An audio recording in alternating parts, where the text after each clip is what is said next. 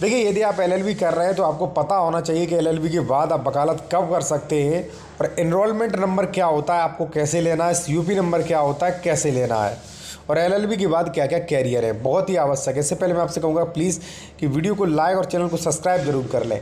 देखिए, सबसे पहले मैं आपको दोस्तों बता दूं कि एलएलबी के बाद वकालत आप कब कर सकते हैं। देखिए, एलएलबी के बाद आप तभी वकालत कर सकते हैं जब आप एलएलबी में पूर्ण तरीके से पास हो जाते हैं, फाइनल ईयर की मार्कशीट आ जाती है और आपको एनरोलमेंट नंबर मिल जाता है, रजिस्ट्रेशन आप करवा लेते हैं और तभी आप वकालत शुरू कर सकते हैं। और रिजर्व वकालत करना चाहते हैं पूरी लाइफ टाइम तक तो आपको सीयूपी नंबर भी लेना होगा। ठीक है। दूसरा प्रश्न है वो है कि एडवोकेट कब बनते हैं, क्या परिभाषा है। तो मैंने बता दिया, एलएलबी करने के बाद आप एडवोकेट नहीं बनते हैं। आपको कानून की जानकारी है लेकिन आप एडवोकेट नहीं बनते हैं, एडवोकेट आप लिख भी नहीं सकते। ठीक है। लेकिन जब आप एलएलबी का रजिस्ट्रेशन करा लेते हैं आप 2 साल के लिए एडवोकेट बन जाते हैं। और एडवोकेट की परिभाषा है कि जिसका नामांकन, जिसने एलएलबी की है, जिसने एलएलबी की पूर्णतः डिग्री ले ली है और जिसका नामांकन राज्य विधिक परिषद में जिसका नामांकन है वो अधिवक्ता कहलाता है। तो जैसे ही आपने एलएलबी पूरी की, आपने रजिस्ट्रेशन करा लिया, आपका नामांकन हो गया, आप 2 साल के लिए अधिवक्ता हो गए। ठीक है। अब बात करेंगे एनरोलमेंट नंबर। जो आपका एक डाउट होगा कि 2 साल के लिए कैसे होगा, बाद में क्या होगा, वो भी क्लियर हो जाएगा, बने रहिए। ठीक है।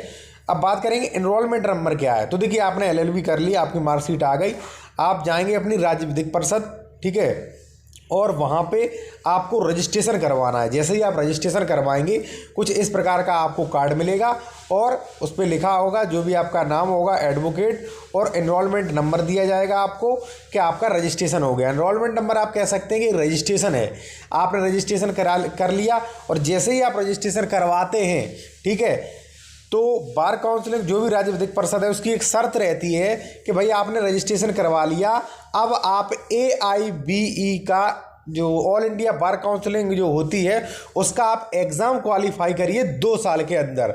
यदि 2 साल के अंदर आप एग्ज़ाम क्वालिफाई कर लेते हैं तो मैं आपको स्थायी अधिवक्ता बना दूंगा, यानी कि सीओपी नंबर दे दूंगा। और यदि मान लीजिए आप नहीं पास कर लेते AIB, तो आपको सीओपी नंबर नहीं मिलेगा। आपको 2 साल में, देखिए, पहले रजिस्ट्रेशन करवाना, एनरोलमेंट नंबर मिलने के बाद ही आप AIB के लिए अप्लाई कर सकते हैं। तो एनरोलमेंट नंबर जरूरी है। ठीक है। अब मैंने ये नंबर कैसे मिलता है, आपको पता है कैसे मिलता है। जब आप रजिस्ट्रेशन करवाने जाते हैं, रजिस्ट्रेशन करवा देते हैं, वैसे ही नंबर मिल जाता है। ठीक है। अब बात है कि सीओपी नंबर क्या होता है, ये कैसे मिलता है। सीओपी नंबर की फुल फॉर्म होती है सर्टिफिकेट ऑफ प्रैक्टिस। ठीक है। ये नंबर मिल जाने के बाद आप स्थायी अधिवक्ता हो जाते हैं। आप पूरी इंडिया की किसी भी कोर्ट में किसी का भी पक्ष रख सकते हैं। ठीक है।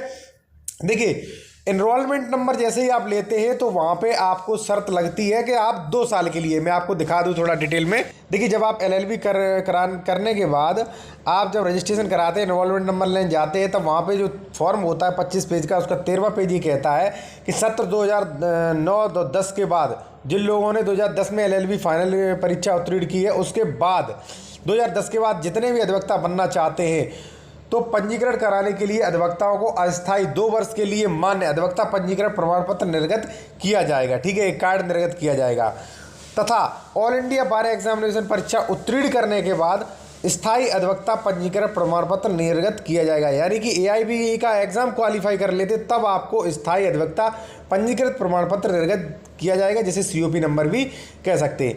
यदि मान लीजिए आपने परीक्षा क्वालिफाई नहीं कर ली तो इसमें लिखा है पंजीकरण के बाद 2 वर्ष के अंदर, यदि मान लीजिए आप परीक्षा उत्तीर्ण नहीं करते हैं तो आपको स्थायी जो अधिवक्ता प्रमाण पत्र है, जिसे कह सकते हैं सीओपी नंबर है, वो नहीं मिलेगा। ठीक है। तो भाई 2 साल के लिए आपको जब स्थायी अधिवक्ता बनाया जाता है तो आप डिस्ट्रिक्ट कोर्ट या किसी भी कोर्ट में प्रैक्टिस कर सकते हैं, वकालतनामा लगा सकते हैं, पक्ष रख सकते हैं, क्योंकि 2 साल के लिए आप अस्थायी अधिवक्ता हैं। यानी कि अधिवक्ता हैं तो आप अपना पक्ष रख सकते हैं, आप अपना वकालतनामा कर सकते हैं, आप कुछ भी कर सकते हैं 2 साल तक। ठीक है। तो 2 साल के अंदर आपको AIB का एग्जाम क्वालिफाई कर लेना है। करने के बाद आपको सीओपी नंबर मिल जाएगा। यदि नहीं भी करते तो कोई दिक्कत नहीं, उसका भी मेरे पास समाधान है। ठीक है। जैसे मान लीजिए आपने AIB का एग्जाम क्वालिफाई कर लिया, ठीक है, फिर आपको मिलेगा सीओपी नंबर, जिसकी फुल फॉर्म होती है सर्टिफिकेट ऑफ प्रैक्टिस। ठीक है। तो सीओपी नंबर आपको AIB की जो एग्ज़ाम जो होता है वो क्वालिफाई कर लेंगे, मात्र आपको पास करना है। पास करने के बाद जो आपकी जो भी आपका रिजल्ट है वो आपको बार विधिक परिषद जो भी है आपकी राज्य विधिक परिषद उसमें देना है, और वो आपका कुछ दिनों बाद सीओपी नंबर जारी करेंगे। सीओपी नंबर मिल जाने के बाद आप जो है स्थायी अधिवक्ता हो गए। आप जो है कोई चुनाव भी लड़ सकते हैं, जो अधिवक्ता सदस्य का चुनाव होता है, जो भी होता है वो चुनाव लड़ सकते हैं। आप किसी को वोट भी कर सकते हैं, और आप पूरी ज़िंदगी में जितना भी आप करियर है आप वकालत कर सकते हैं। दोस्तों अब बात आती है कि एलएलबी करने के बाद क्या क्या कैरियर है।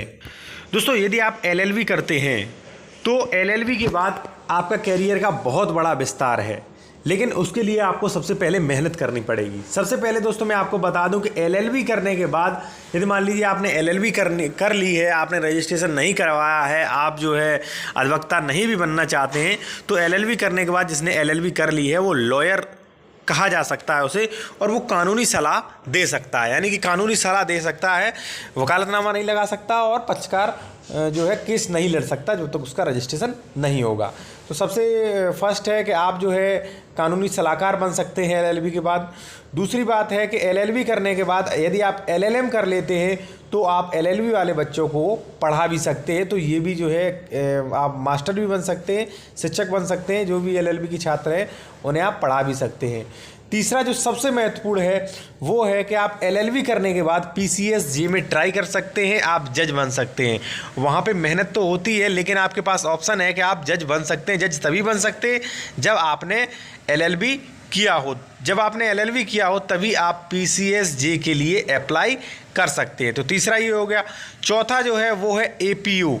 आप जो है सरकारी वकील बन सकते हैं, इसके लिए भी टेस्ट होता है। टेस्ट थोड़ा हार्ड होता है, और यदि मान लीजिए एलएलबी करके आप एपीयू बन जाते हैं तो उसमें भी अच्छी सैलरी होती है, और आप सरकारी वकील कहलाते। बाद में आपका थोड़ा प्रमोशन भी होता रहता समय समय पर।